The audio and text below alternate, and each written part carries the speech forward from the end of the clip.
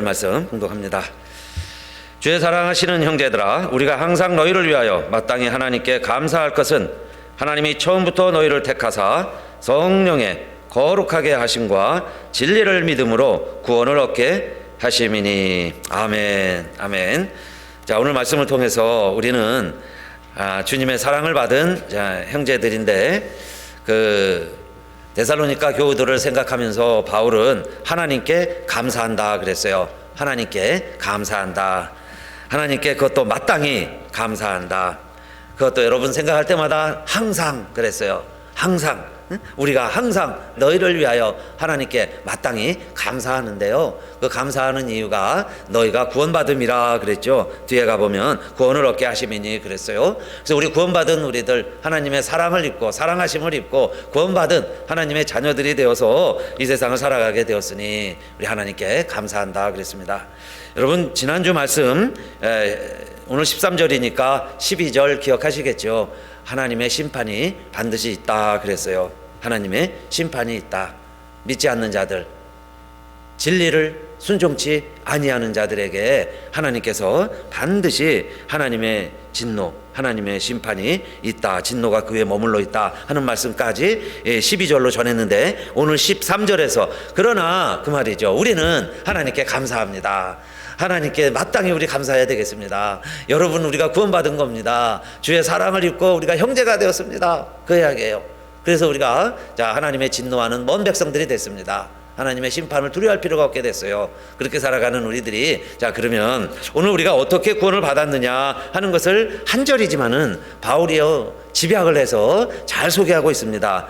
어떻게 우리가 구원을 받았느냐? 하나님이 처음부터 너희를 택하사 성령의 거룩하게 하심과 진리를 믿음으로 구원을 얻게 하심이니 그랬죠. 그래서 첫 번째는 태초에 하나님이 처음부터 우리를 선택하셨구나, 우리를 선택하셨습니다, 그 이야기예요. 그래서 바울은 이것을 에베소 교회에 편지할 때는 신령한 복이라고 설명을 했습니다. 신령한 복을 우리에게 주셨다. 찬송합시다. 찬송하리로다. 하나님 곧 우리 주 예수 그리스도의 아버지께서 그리스도 안에서 하늘에 속한 모든 신령한 복으로 우리에게 복 주시되 그랬죠. 신령한 복을 우리에게 주시는데 그 말씀이에요. 그 신령한 복이 뭡니까? 1장 4절 곧 창세전에 그리스도 안에서 우리를 택하사 우리로 사랑 안에서 그 앞에 거룩하고 흠이 없게 하시려고 그랬죠. 창세전에 그리스도 안에서 우리를 택하셨다. 창세전에, 그러니까 여러분, 우리의 몸이 생기기도 전에, 팔다리가 생기기도 전에, 이미 세상도 지으시기 전에 하나님이요 우리를 어떻게 태어나게 하시고, 이때 태어나게 하시고, 이렇게 살아가게 하시고, 이렇게 예수 믿게 하시고, 하나님의 교회를 함께 섬길 수 있도록 창세전에 우리를 택하셨고, 그 기쁘신 뜻대로 우리를 예정하사 예수 그리스도로 말미암아 자기 아들들이 되게 하셨다 그랬죠. 그러니까 우리를 태어나게 하시고 예수 믿게 하시고 지금까지 지내오게 하시는 이 모든 것이 하나님이 선택하시고 하나님이 우리를 예정하셔서 이렇게 살게 된 것이다. 그러니 주의 사랑하심을 입은 형제들이요 마땅히 하나님께 감사합시다. 감사하면서 하는 겁니다. 우리가 뭘 잘해서 하나님이 선택한 것도 아니고요, 우리가 조건이 돼서 하나님이 우리를 선택하신 것도 아니고, 창세전에 그리고 우리를 예정하사 우리를 이렇게 구원해 주셨으니 여러분, 어마어마한 심판이 있습니다. 그런데요, 우리가 예정해서 벌써 하나님이 선택하셔서 이거 두려워할 필요 없이 예수 믿고 우리 구원받아서 살아가게 되었으니 얼마나 감사합니까? 마땅히 하나님께 감사합시다, 그 말씀이죠. 월남전이 끝났을 때 이제 미국에 돌아오는 병사가 있었습니다. 샌프란시스코에 도착하자마자 이제 부모님께 전화를 했어요. 아빠, 엄마, 제가 부탁 하나 해도 될까요? 그래, 너 전쟁터에서 살아오는데 그래, 뭐 빨리 와라, 빨리 와. 그랬더니요, 부탁이 하나 있다는 거예요. 그게 뭔 부탁인데, 제가 친구 하나를 데리고 가야 돼요. 그런데 이 친구는 전쟁터에서 부상을 입고 지금 팔도 없고 다리도 하나 없어요. 다리가 하나씩 없어요. 그런데 가족도 없고 돌볼 사람도 없으니 제가 데리고 가야 됩니다. 그래서 엄마 아빠 집에 내가 이런 친구를 데리고 가서 같이 지내도 되겠습니까? 하고 물어보는 거죠. 그러니까 이 엄마 아빠는 또 아들 걱정에 그렇게 이야기를 해줬습니다. 얘야 그래, 불쌍한 친구인데 그러나 그렇게 어려운 이웃과 친구와 함께 지낸다는 게 너 나중에 얼마나 부담스럽고 얼마나 짐이 되는지 모른다. 응? 너 얼마나 짐이 될지 몰라. 그러니까 좋은 친구들 있으면 그 친구들에게 부탁을 하고 너만 빨리 오면 좋겠다. 아들아 보고 싶다. 그리고 전화를 끊었어요. 그런데 곧 와야 될 아들이 오질 않고 며칠이 지나도 오질 않습니다. 그랬더니 전화가 왔는데 샌프란시스코 경찰서에서 이 시신이 발견이 됐는데 확인해 보라는 거예요. 아들 같다고. 가보니까 아들이에요. 그런데 이상한 것은 그 아들의 팔이 하나 없고 다리가 없어요. 자기가 부상을 당해서 자기가 장애아가 된 겁니다. 자기 모습을 생각하면서 엄마 아빠에게 전화를 한 거죠. 내가 이런 모습으로 가도 엄마 아빠가 기뻐할까? 받아줄까? 정말 짐이 되지는 않을까? 그리고 전화를 했는데 엄마 아빠 답변이 그런 친구 돌보는 게 얼마나 짐이 되는지 아니. 그 이야기에 실망을 한 거죠. 그 의지가 부족했죠. 전쟁터에서 살아온 아들이 또 부모를 시험을 한 거죠. 그러나 부모들의 마음은 자식을 더 위해서 그런 이야기를 해줄 수 있었겠죠. 그런데 그만 극단적인 선택을 하고 말았습니다. 여러분, 하나님이 우리를 택하신다는 것은 사실 부모들도요, 자식들이 잘 되는 거 원하고 바라고 자랑스럽지요. 그러나 자식들이요, 손가락 10개 있는데 깨물어서 안 아픈 손가락 없다고 더 힘들고 어렵게 사는 자식들이 부모들의 마음은 인지상정이죠. 그거 더 마음이 가잖아요. 안쓰럽고 잘 되기를 바라고. 그런데 하나님은 우리를 택하시는데 우리가요, 뭘 잘해서 훈장을 타고 진급을 하고 승진을 하고 여러분요 선거에서 이기고 뭐 대통령이 되고 이래서 하나님이 선택한 사람이 아니라 더 오히려요 힘들고 어려워도 하나님이 우리를 영원전에 택하셨다는 거예요. 그러니까 우리의 팔다리가 없어도 우리는 아들이죠. 부모님의 아들인 것처럼 하나님의 자녀라는 겁니다. 너희의 택하심을 보라 그랬어요. 너희가 지혜 있는 자가 많지 아니하고 문벌 좋은 자가 많지 아니하고 능한 자가 많지 아니하도다. 왜 하나님이 택한 사람들이 다 그렇다는 거예요. 예를 들어서 이스라엘도 내가 이스라엘을 선택한 것은 너희 수요가 많음이 아니라 그랬어요. 큰 나라, 강대한 나라라고 그래서 하나님이 이스라엘 택한 게 아니라 오히려 너희 수요가 적으니라. 작은 민족을 하나님이 선택하시고 그 민족과 함께 하면서 하나님만 의지하도록, 하나님 의지하는 것만 알도록. 그래서 작기 때문에, 약하기 때문에 내가 이스라엘을 택했다. 야곱과 에서의 를 통해서도 바울이 잘 설명을 했죠. 하나님이요, 야곱을 원래 뱃속에서, 엄마 뱃속에 지어지기 전부터 그렇게 예정을 했다는 거예요. 그러니까 우리가 인간적으로는 잘 이해가 안 되죠. 에서 입장에서는 억울하지요. 그러나 야곱 입장에서 보면은 하나님이 택해서 야곱이 장자가 되고 하나님의 일을 이어가게 된 거지, 야곱이 뭐 자기의 행위로 된 것이 아니다 그랬어요. 그래서 이는 누구든지 자기가 자랑하지 못하도록, 자기 행위로 된 게 아니니까 자랑할 것이 없어요. 그래서 지금도 그랬습니다. 지금도 은혜로 하나님의 택하심을 따라 남은 자가 있느니라. 이 말씀은 하나님은 지금도 누구를 선택하셨냐? 선택받은 사람들이 누구냐?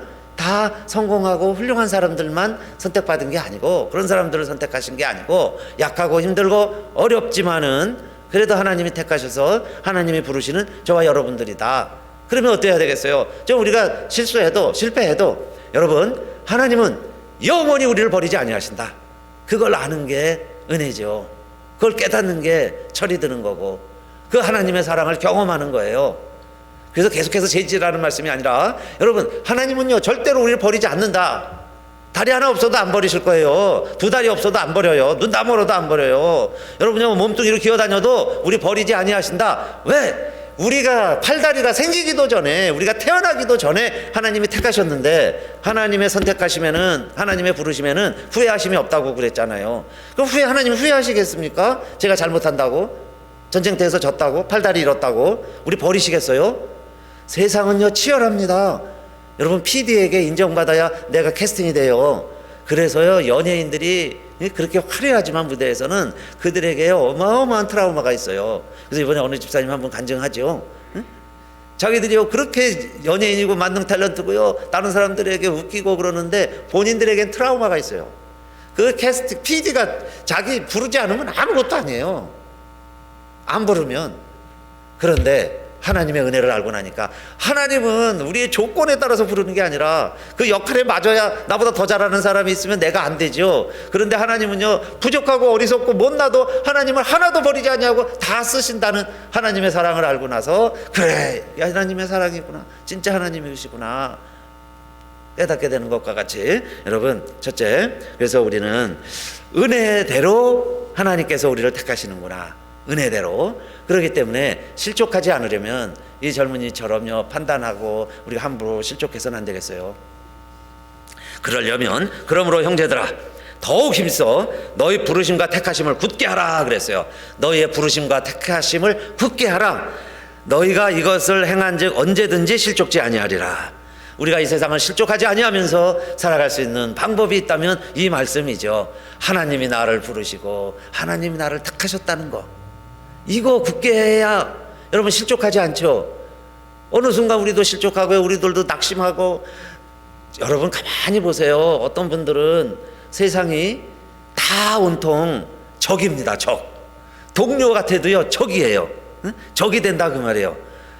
우리 장로님이 저처럼 60세 이 그룹에도 신청을 하셨어요. 나이 많은 분들이 자기가 더 젊은 사람 그룹에 들어가는 거는 괜찮아요. 제가 70대 가서는 못 되지만은 70대 분이 65세 이하 60세로 내려오는 건 돼. 근데 이분은요, 세 종목 모든 7개 신청을 하시느냐고 60에서 65세에도 신청을 하셨어. 그러니까 그분하고 제가 붙을 수도 있는데 뭐 하나만 하죠. 근데 다행히 이제 조가 달라서 같이 하는 비극은 안 일어나겠지만은 이 다른 분들 더 센 분들이 있어요. 이분 위로도 16분, 그 레이팅이 더 센 분들이 16분이나 더 있어요. 그러니까 어느 사람 걸릴지 모르지만은, 그러나 그래서 세상을 어떤 사람들은요, 이 다 적으로 봐요. 전쟁이라고 생각을 하고, 양육강식, 내가 이겨야 생존한다고 생각을 합니다. 그러나 여러분, 그렇기 때문에 지면 뭐 월드컵에서 아르헨티나가 우승했죠. 뭐 축구는 축구지 아르헨티나가 이겼다고 프랑스가 뭐 전쟁에서 진 건 아니잖아요. 그렇죠? 근데 우리는 뭐 하나에 지면 다 이긴 것처럼 생각도 들고, 그렇죠? 우리가 이기면 다 이긴 것 같이 생각도 들고, 그러면서 때로는 우리가 어떻게 모든 분야에 1등하고 모든 게 다 완벽할 수 있겠어요. 부족하고 실패하고 지기도 하고 그러는 거지. 그래서 배우기도 하고 깨닫기도 하는 거지. 그러니까 실족하지 않으려면 여러분, 하나님이 우리를 어떻게 부르셨나, 나는 정말 이만큼 하나님이 나를 부르셨고, 나는 음악을 하게 만드셨고, 나는 문과가 취미가 있고, 어떤 분은 요리에 취미가 있고, 어떤 분은 정치를 하고, 뭐 다 다를 거예요. 그래서 하나님이 우리를 부르시고 택하신 것이 다 다르니까, 그거 여러분 공연히 신데렐라 꿈을 가지고요, 너무 허망한 꿈을 꾸면 실족하는 거죠. 실족. 그래서 실족하지 말아야 될 이유 가운데 하나가, 우리를 하나님이 택하셨고 하나님이 나를 부르셨는데 내 모습 이대로, 우리의 모습대로 그냥 살아가는 거죠. 출전의 의미를 두고 한번 시합한 거에 영광을 누리고, 그런 선수도 있고 금메달을 목표로 뛰는 선수도 있어요. 그래서 어떻게 보면 그 장로님이 저보다요 스트레스 더 받을 수 있어요. 그분은 지면 안 돼. 저는 이기면 난리 나는 거고. 그러니까 제가 더 편하잖아요. 마음 편하게. 영광이고 시합하면 좋은 거고. 근데 1등만 해야 될 사람들은 한 번 지면 끝나니까 큰일 나죠. 한 번 지면 안 되잖아요. 얼마나 더 스트레스가 많겠어요.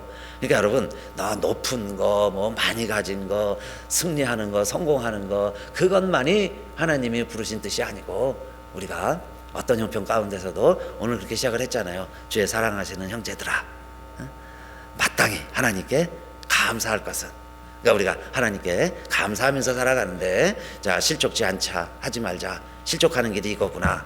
그러니까 실족하지 말고 살아가는 것은 하나님 우리를 부르신 것이고, 하나님 우리를 부르신 것은 내 모습을 보고 부르신 게 아니라 태어나기도 전에 부르셨다는 것, 무슨 의미일까 하는 거 꼭 기억하시고, 하나님의 부르심을 놓치지 마시고 하나님의 택하심 안에 거하시기를 주님의 이름으로 축원합니다. 그러면 두 번째, 하나님은 우리를 그대로 쓰시는가 그대로 쓰실 수가 없잖아요. 그래서 더러운 걸 씻으시고 부족한 걸 채워주시고 그렇게 해서 일할 수 있도록 우리를 만드셔서 하나님이 쓰시는 거죠. 그 일을 누가 하느냐? 성령의 거룩하게 하심을 통해서 우리가 구원받았다 그러는 거예요. 두 번째로 성령께서 하시는 일이요, sanctifying이에요. sanctified, 우리를 거룩하게 만들어주세요.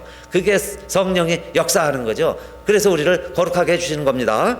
자, 그래서 바울은요, 그 성령의 거룩해 하심을 알았어요. 내가 이방인들을 위해서 이렇게 복음을 전하지만은 이 이방인들을 거룩하게 하게 만드는 그 능력은 성령이 하시는 것이다. 그래서 이방인들에게도 복음을 전하면 동일한 성령이 임해서 그들도 하나님의 은혜로 다 하나님의 백성이 되었다 그랬죠. 로마서 15장 16절, 이 은혜는 곧 나로 이방인을 위하여 그리스도 예수의 일꾼이 되어 하나님의 복음의 제사장 직무를 하게 하사 이방인을 제물로 드리는 그것이 성령 안에서 거룩하게 되어 받으심직하게 하려 하심이라. 이방인들도 하나님이 받으시는, 이스라엘만이 아니라 하나님이 받으시는 거룩한 백성들이 되게 하시는 그 능력은 성령의 역사로 성령 안에서 거룩하게 되어 그랬고, 여러분, 예수의 이름과 성령이 우리를 씻어주시고 깨끗하게 해주시고 우리를 의롭다고 인정해 주시는 거죠. 예수 안에 있으면 우리가 의롭다고 인정을 받는데 우리가 의로워서 의로워진 게 아니고 성령이 우리를 의롭다고 해주시는 거죠. 그래서 고린도전서 6장 11절, 너희 중에 이와 같은 자들이 있더니 주 예수 그리스도의 이름과 우리 하나님의 성령 안에서, 그랬죠? 성령 안에서 씻음과 거룩함과 의롭다 하심을 얻었느니라. 성령 안에서 씻음과 씻어주시는 거예요. 깨끗이 씻고 또 씻고 거룩하게 인정해 주시고 그 다음에는 의롭다고, 그 성령께서 하시는 일이다. 여러분, 그 집 나간 탕자 이야기 아시죠? 아버지 재산 가지고 다 잃어버렸는데 너무 배고프니까 가뭄이 들면 사람들이 인색해지기도 하지만은 인심도 흉흉해지지만 실제 먹을 게 없으니까 또 짐승들에게까지 나눠줄 게 없어요. 그래서 짐승들도 싸나워집니다. 그 유대인들에게 돼지는 혐오의 동물인데 그 돼지 치는 일을 해도 먹을 걸 얻질 못해요. 돼지 먹는 거 좀 먹어보려고 그러는데 또 먹지도 못할 정도로 힘이 없어요. 그럴 때 아버지 생각이 나는 거죠.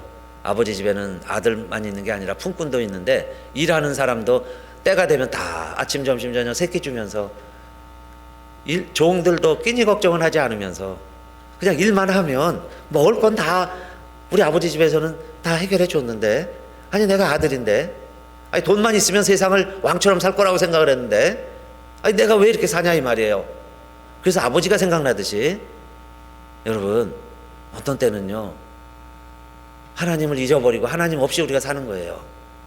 그럴 때에 정말 이런 지경이 되면 내가 남은 게 아무것도 없다는 것, 내 힘으로 할 수 있는 게 아무것도 없다는 것을 알게 되면 그 다음엔 이제 하나님께 돌아오는 거죠. 하나님 찾는 거예요. 그러니까 내가 아직 힘이 있으니까 내 힘으로 살아보는 거예요. 그래서 어떨 땐 하나님이요 그 마지막 힘까지도 털털털 털어보게 하실 때도 있죠. 그래서 우리가 주저앉고 낭망하고 앞이 안 보이고 그렇게 되는 거예요. 그럴 때 하나님께 돌아오는 게 은혜고 복이고요, 계속 주저하고 내고집 피우고 주저앉아 있으면 그게 멸망에 이르는 길이죠. 그러니까 하나님께 돌아올 때예요.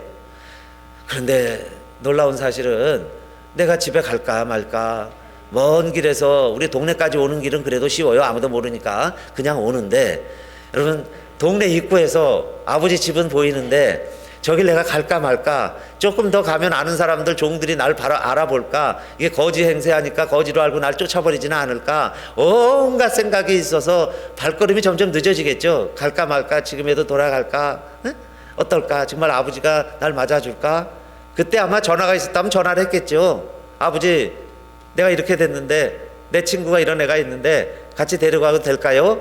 이 예를 든다면 여러분 그렇게 전화하겠죠. 거렁뱅이 아들이 하나 있는데 내 친구 삼았어요. 이 거지 하나 데려가도 될까요?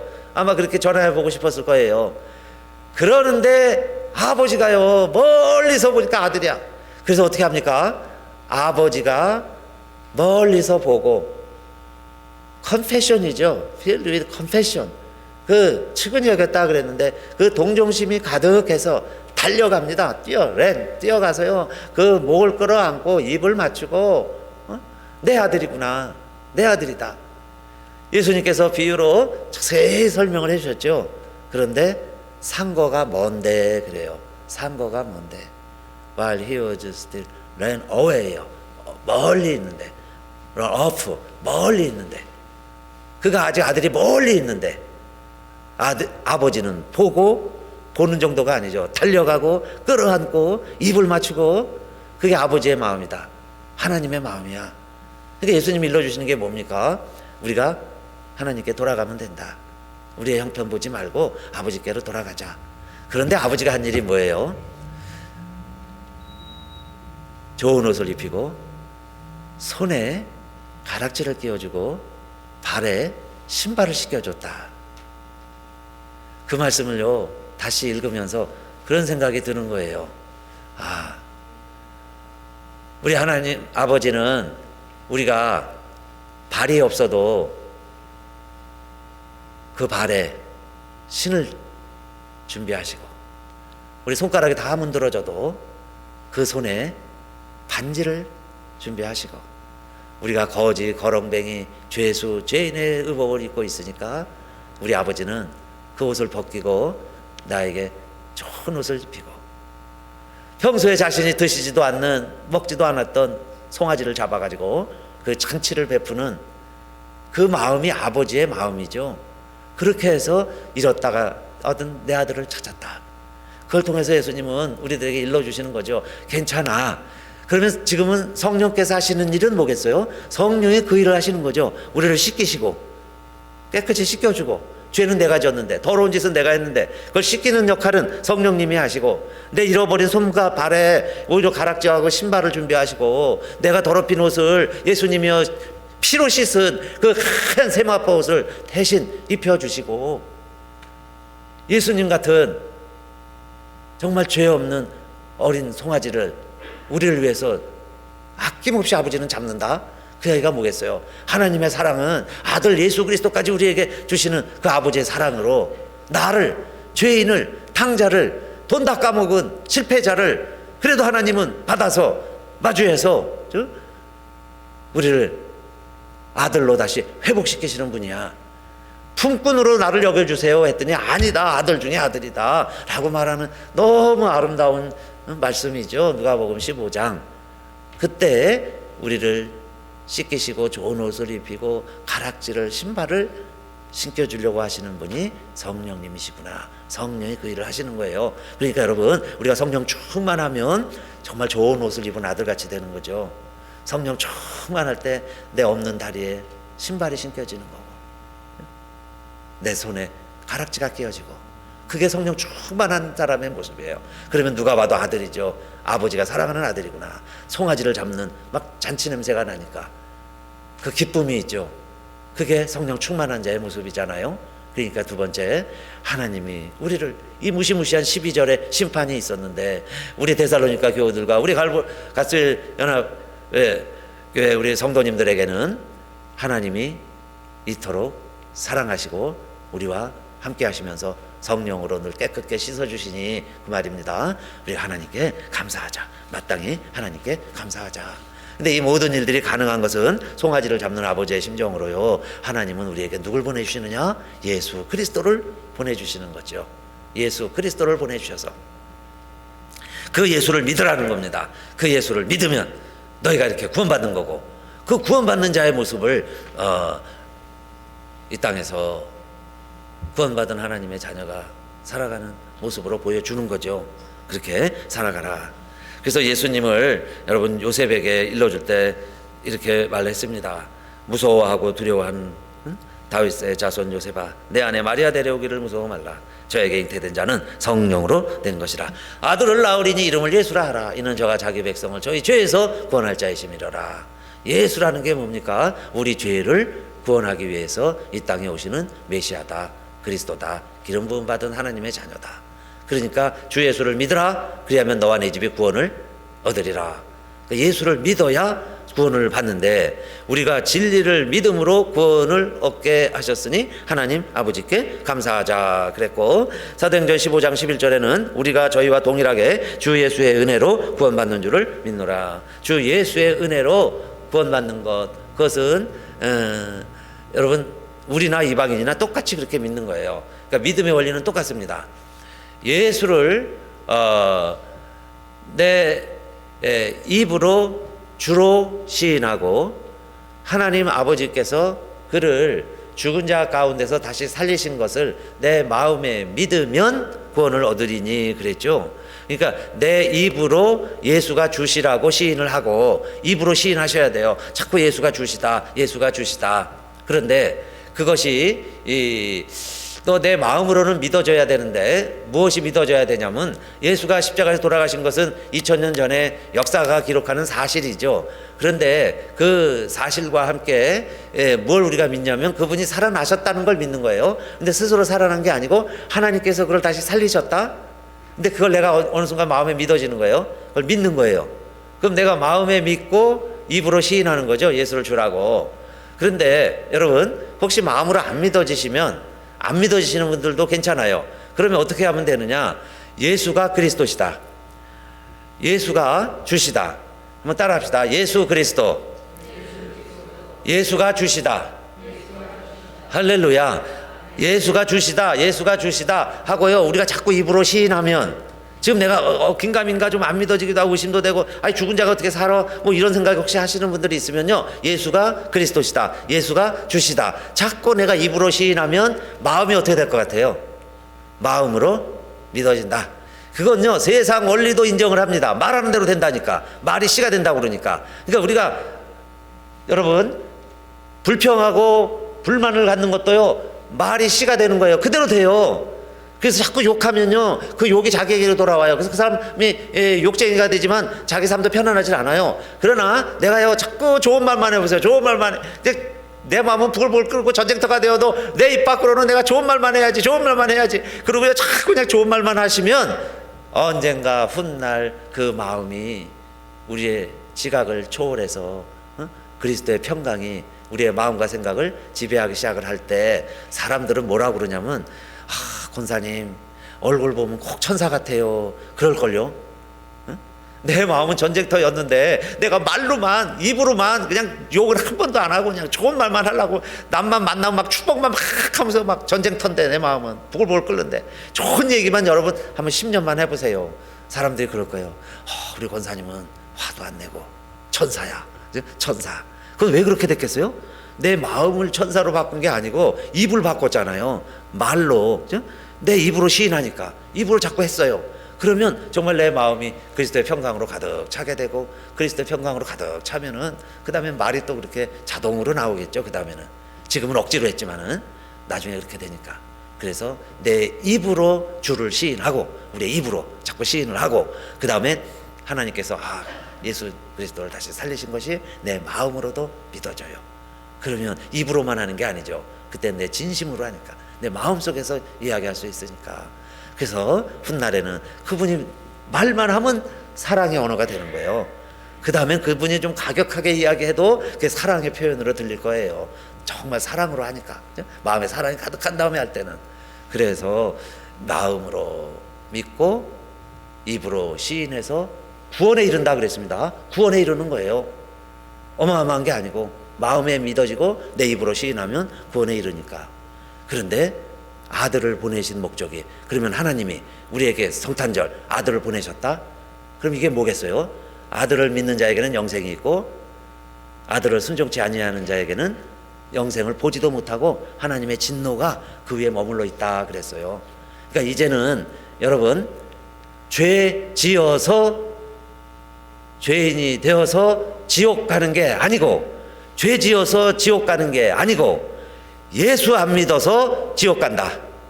예수 안 믿어서 지옥 간다. 그 말이 맞는 거예요. 다 여러분 심판에 이르지 않고 다 영원히 살 수 있도록 하나님이 다 만들어 놓으셨는데 어떤 분은 다 예전까지 다 해놓으셨는데 내가 예수를 안 믿었어요. 그러면 죄 때문에 어쩔 수 없어요. 우리 행실 가지고는 구원받을 수 없으니. 그래서 그분은 예수 믿었으니 천국 가는 거고, 여러분 생활을 우리랑 똑같이 했어요. 그런데 이분은 예수를 믿었어요. 그러면 예수를 믿었으니까 아들을 믿는 자에게는 영생이 있고, 영생이 뭡니까? 우리가 하나님의 생명이죠. 하나님의 생명은 불멸이에요. 그래서 죽어도 영원한 생명입니다. 우리의 육체는 유한하지만 하나님의 생명, 영생이 우리 안에 있으니 이분은 예수 믿었으니까 육체는 죽었는데 영원히 살게 됐어요.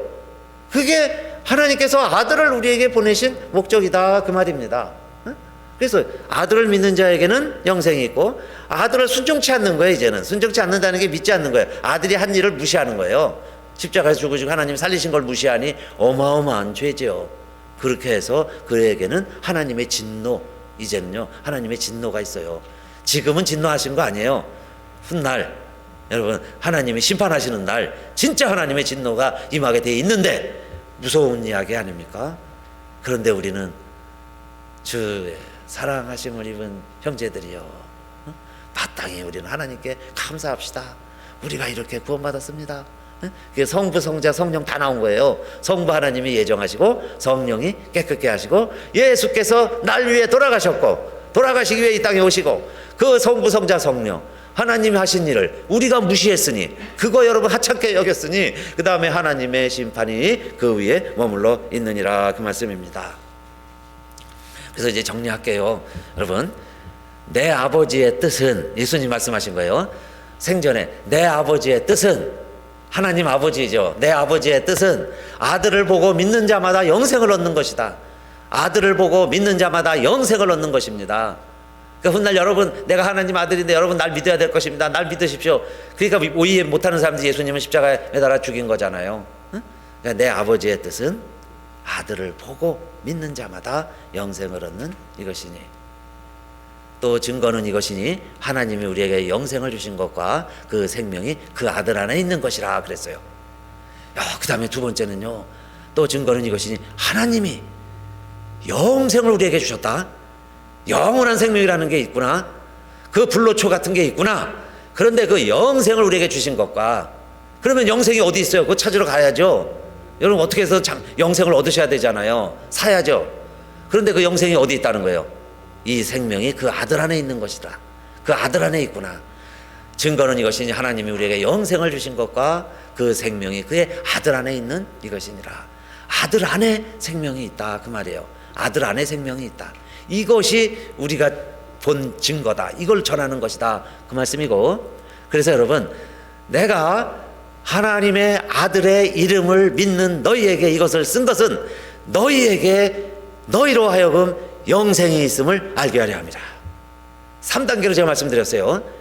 내가 이 성경을 쓰는 목적은 하나님의 아들의 이름을 믿는 우리들은, 하나님의 아들을 믿는 우리들에게는 너희에게 영생이 있음을, 너희가 알기를, 너희에게 영생이 있음을 알게 하려는 것이 성경의 목적이다. 성경을 왜 이렇게 자세히 썼냐 이 말이에요. 그냥 예수 믿으면 구원받는다 하고 끝나지. 그런데 우리에게도 영생이 있다는 걸 알게 해주려고 바울이 그렇게 많은 편지를 썼고, 예수님이 오셔서 하신 일을 쭉 설명을 한 거죠. 요한까지. 세 가지입니다. 내 아버지의 뜻은 첫째, 아들을 보고 믿는 자마다 영생을 얻는 것이고, 두 번째, 증거는 하나님이 우리에게 영생을 이미 주셨는데 그 영생이라고 하는 것이 아들 안에 있다는 이야기고, 아들 안에 영생이 있는 걸 우리에게 이미 벌써 아들도 주셨고 영생도 우리에게 주셨다는 것이고, 더 중요한 사실 세 번째, 우리가 하나님의 아들을 믿는다면 너희 안에, 너희가 영생이 있음을 알아라, 그 말씀 아닙니까? 우리 안에 영생이 있다. 그냥 예수만 찬양하고요, 성탄 메리 크리스마스만 할 게 아니라 우리 안에 예수 그리스도를 통해서 주시고자 하시는 하나님의 생명이 너희 안에 있음을 알게 하려 하심이니라. 우리 안에 영생이 있다, 영생이 있다. 우리가 이제 태어났다, 새로 태어났다, 그죠? 생일이다, 나 영원한 생명 있다, 이거 알아라. 이거 알고 살아가라. 그렇게 알고 살아가니 하나님의 은혜요, 하나님의 축복이요. 야, 얼마나 감사해야 되냐. 언제 하나님의 심판이 와도 우리는 두려워하지 말자. 여러분, 이것이 오늘의 결론입니다. 우리 안에, 내 안에 하나님의 생명이 있구나. 그러나 다시 12절로 돌아가면요, 아들을 순종치 않고 진리를 순종치 않는 자에게는 하나님의 진노가 머물러 있다. 그러니까 무서운 말씀이죠. 하나님의 진노의 대상이 될 것이냐, 영원히 하나님이 그리워하는, 하나님이 문 열어놓고 맞이할 준비하고 있는 아들로 살아가느냐 하는 것은 우리의 행위대로 하심이 아니요 하나님의 영원하신 때부터 예정하신, 선택하신 하나님의 뜻대로 서는 방법으로 살아갈 것이냐, 우리의 선택이죠. 그래서 여러분, 예수의 이름을 오늘도 찬양하시고 우리 성탄절을 기다리시고 예수 안에서 영생을 누리시기를 주님의 이름으로 축원합니다. 다 같이 일어나셔서 찬송하겠습니다.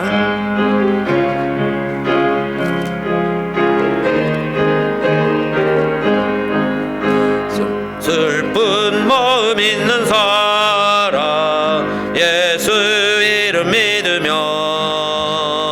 영원토록 변함없는 기쁜 마음 얻으리. 예수의 이름은 세상의 소망의 영, 예수의 이름은 천국의 기쁨일세. 거룩하신 주의 이름 너의 방패 삼아라. 환난 시험 당할 때에 주께 기도드려라. 예수의 이름은 세상의 소망의 영, 예수의 이름은 천국의 기쁨일세. 존귀하신 주의 이름 너의 기쁨 되도다. 주의 품에 안길 때에 기뻐 찬송 부르리. 예수의 이름은 세상의 소망의 영, 예수의 이름은 천국의 기쁨일세. 우리 갈 길 다 간 후에 보좌 앞에 나아가 왕의 왕께 경배하며 멸류관을 드리리. 예수의 이름은 세상의 소망의 영, 예수의 이름은 천국의 기쁨일세. 아멘. 하나님 감사합니다. 성탄을 기다리는 우리들 마음에 주님 왜 오셔야 하는지, 나 때문에 오셔야 되는구나. 때로는 우리가 실패하고 힘들고 어렵고 그래서 주저앉고 싶고, 주변 사람들은 다 나를 쳐다보는 눈빛이 참 실망스러운 눈빛으로 쳐다볼지라도, 그래서 우리들 스스로도 자꾸 자격지심이 들고 포기하고 싶어질 때가 있을지라도 우리가 실족하지 아니하는 길은 하나님이 우리를 부르시고 하나님이 우리를 택하셨다는 사실을 잊지 말고, 이 사실을 굳게 할 때 하나님은 지금도 나를 문 열어놓으시고 멀리서도 알아보시고, 손가락이 없는데도 반지를 준비하시고, 발이 없는데도 신발을 준비하시고, 냄새 나는 옷은 주님의 보혈로 씻어서 피 묻은 피로 드라이 클리닝한 하얀 세마포 옷을 입혀주면서, 너가 생각하는 것 같이 너는 품꾼이 아니고 아들이야. 너는 내 아들이야. 하나님의 마음을 오늘도 우리들이 읽고, 그 하나님 그 마음마저도 실망시켜드리고, 그 아버지의 마음도 헤아리지 못하고 집을 빙빙 돌고 집으로 오지 아니하고 오히려 더 멀리 떠나가는 아들의 심정이었다면은, 이제는 정말 우리가 아버지 앞으로 하나님의 아픔으로 살아서 하나님 앞에 나올 수 있는 저희들 되게 하시고,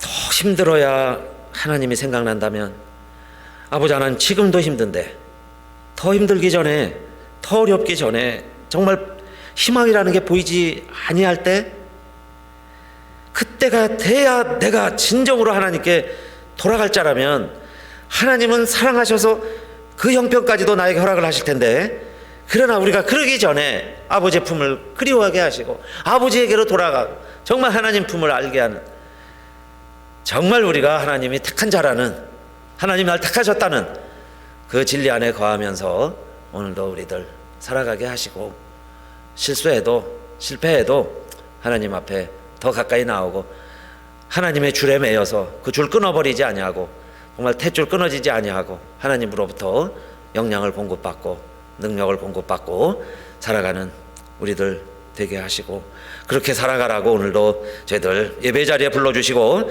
주님 오시는 것을 기다리면서 오늘도 예배 드리게 하신 줄로 믿습니다.